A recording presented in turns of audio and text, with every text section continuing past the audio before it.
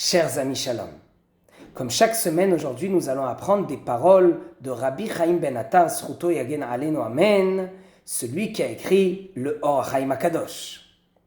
Nous avons dans la paracha de Vaishlach la très grande guerre entre Yaakov et l'ange de Esav.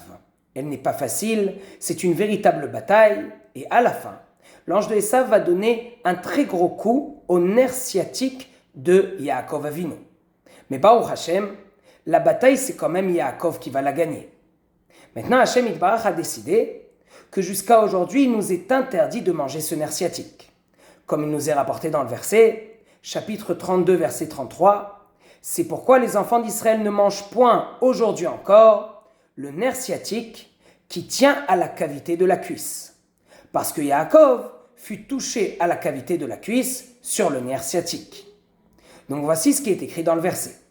Mais l'Or Chaim HaKadosh veut nous rapporter une raison qui va être d'ailleurs un petit peu, d'après la Kabbale, à l'interdiction de manger du nerf sciatique. Et il nous dit la chose suivante. Yaakov, c'est la sainteté.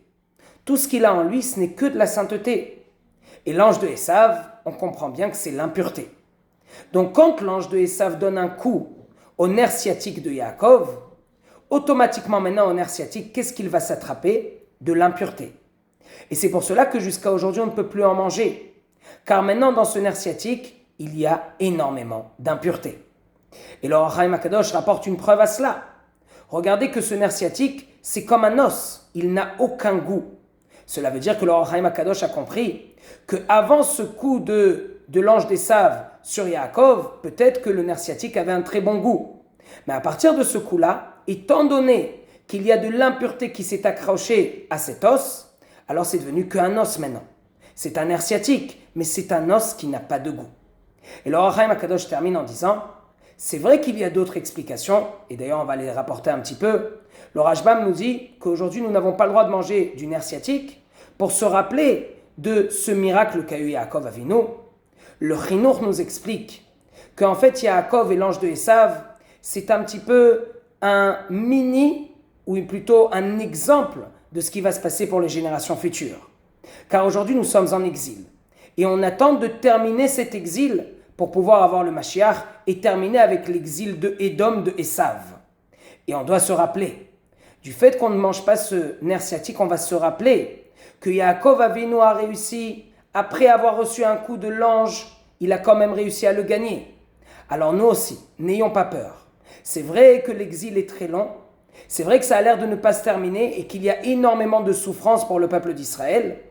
En tout cas, Bezrat Hashem, qu'il n'y en ait plus. Et donc, c'est un petit peu comme ce coup qu'il a donné l'ange de Esav à Yaakov. Mais à la fin, c'est Yaakov qui a gagné. Et nous aussi, à la fin, le Mashiach va arriver. Alors, même si ce sont de très belles explications, quand même, le Or Chaim HaKadosh termine en disant « Ela sha'ikar kemoshe katafti ».